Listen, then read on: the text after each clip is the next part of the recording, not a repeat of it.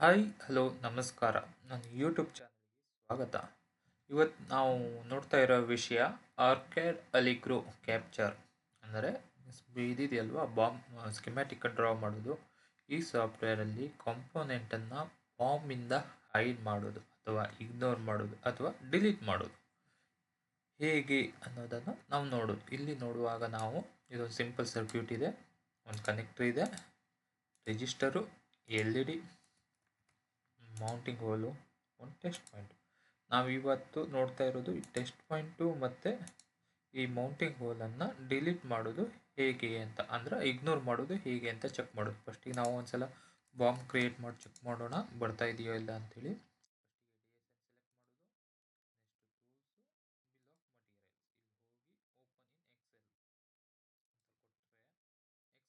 Bomb create ಆಗುತ್ತೆ. ಬಾಂಬಲ್ಲಿ ನೋಡಿ mounting hole ಬಂದಿದೆ, ಕನೆಕ್ಟರ್ ಬಂದಿದೆ, ಎಲ್ ಇ ಡಿ ಬಂದಿದೆ, ರಿಜಿಸ್ಟರ್ ಬಂದಿದೆ, ಟೆಸ್ಟ್ ಪಾಯಿಂಟ್ ಬಂದಿದೆ.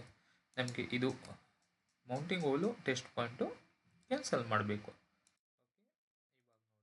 ಎರಡು ಮೆಥಡ್ ಇದೆ. ಒಂದು ಫಾರ್ ದಿಸ್ ಸ್ಕೆಮ್ಯಾಟಿಕ್ ಓನ್ಲಿ, ಅಂದರೆ ಈ ಸ್ಕೆಮ್ಯಾಟಿಕಲ್ಲಿ ಮಾತ್ರ ಅದು ಡಿಲೀಟ್ ಆಗಬೇಕು. ಹಾಗೆ ಮಾಡೋದಿದ್ರೆ ಯಾವ ಕಂಪನಿ ನಮಗೆ ಇಗ್ನೋರ್ ಆಗಬೇಕು ಅದನ್ನು ರೈಟ್ ಕ್ಲಿಕ್ ಮಾಡಿ ಎಡಿಟ್ ಪ್ರಾಪರ್ಟೀಸ್, ಎಡಿಟ್ ಪಾರ್ಟಿಗೆ ಹೋದರೆ ನಿಮಗೆ ಇದೊಂದು ಡೈಲಾಗ್ ಬಾಕ್ಸ್ ಓಪನ್ ಆಗುತ್ತೆ. ಇಲ್ಲಿ ನೆಕ್ಸ್ಟ್ ಇಲ್ಲೊಂದು ಆ್ಯಡ್ ನ್ಯೂ ಪ್ರಾಪರ್ಟೀಸ್ ಇದೆಯಲ್ಲ, ಇದನ್ನು ಕ್ಲಿಕ್ ಮಾಡಿ ಇಲ್ಲಿ ಸೆಲೆಕ್ಟ್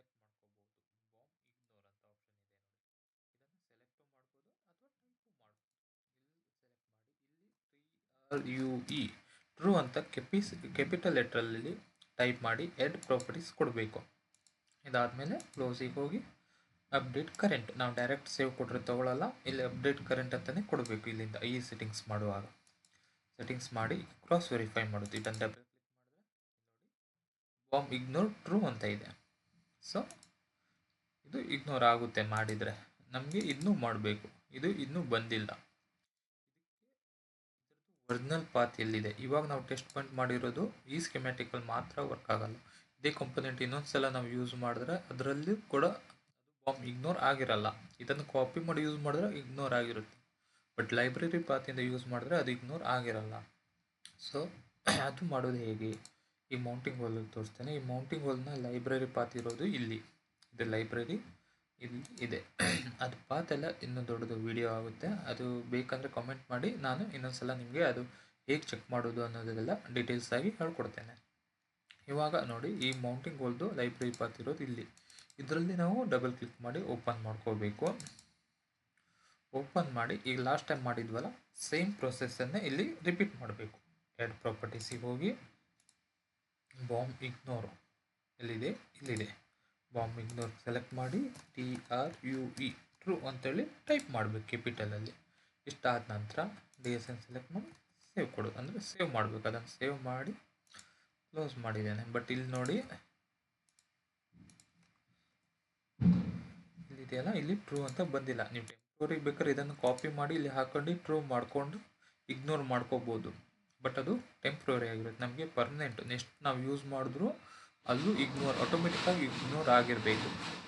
ಅದನ್ನು ಮಾಡಬೇಕು ಅಂತ ಅಂದರೆ ನಾವು ಲೈಬ್ರರಿಯಲ್ಲಿ ಅಪ್ಡೇಟ್ ಮಾಡಿದ್ದೇವೆ, ಬಟ್ ಡಿಸೈನ್ ಕ್ರ್ಯಾಚಿ ಅಂತ ಇದೆ, ಇದರಲ್ಲಿ ಅಪ್ಡೇಟ್ ಆಗಿಲ್ಲ. ಅದನ್ನು ಅಪ್ಡೇಟ್ ಮಾಡಬೇಕು ಅಂದರೆ ಇದು ಮೌಂಟಿಂಗ್ ಹೋಲ್ ಇದೆಯಲ್ಲ, ಇದೇ ಹೆಸರೇ ಇಲ್ಲಿ ಬಂದಿರುತ್ತೆ. ಇಲ್ಲಿ ನಾವು ರೈಟ್ ಕ್ಲಿಕ್ ಮಾಡಿ ಅಪ್ಡೇಟ್ ಕೊಟ್ಟರೆ ಎಸ್ ಅಂತ ಕೊಟ್ಟರೆ ಈಗ ಅಪ್ಡೇಟ್ ಆಗಿರುತ್ತೆ. ಈಗ ನೋಡಿ ಟೆಸ್ಟಿಂಗ್ ಪಾಯಿಂಟು ಇದು ಎರಡು ಮಾಡಿದ್ರೆ ಎರಡೂ ಕಡೆ ಟ್ರೂ ಅಂತ ಬಂದಿದೆ. ಇವಾಗ ಇವೆರಡು ಕಾಂಪೊನೆಂಟು ಬಾಂಬಿಂದ ಹೈಡ್ ಆಗಿರಬೇಕು ಥಿಯರಿ ಪ್ರಕಾರ. ಚೆಕ್ ಮಾಡೋಣ ಬನ್ನಿ. DSNಗೆ ಸೆಲೆಕ್ಟ್ ಮಾಡಬೇಕು, tools, bill of materials select ಮಾಡಿ ಓಪನ್ ಮಾಡೋದು. ಈಗ ಬಾಂಬು ಕ್ರಿಯೇಟ್ ಆಯಿತು. ಬಾಂಬಲ್ಲಿ ನೋಡಿ ಬರೀ ಕನೆಕ್ಟ್ರು, LED, ರಿಜಿಸ್ಟ್ರು ಇವು ಮೂರೇ ಬಂದಿದೆ. ಮೌಂಟಿಂಗ್ ಹೋಲು ಬಂದಿಲ್ಲ, ಟೆಸ್ಟ್ ಪಾಯಿಂಟು ಬಂದಿಲ್ಲ. ಅಂದರೆ ನಾವು ಮಾಡಿರೋ ಸೆಟ್ಟಿಂಗ್ಸು ವರ್ಕ್ ಆಗ್ತಾ ಇದೆ ಅಂತ. Thank you for watching guys. Bye.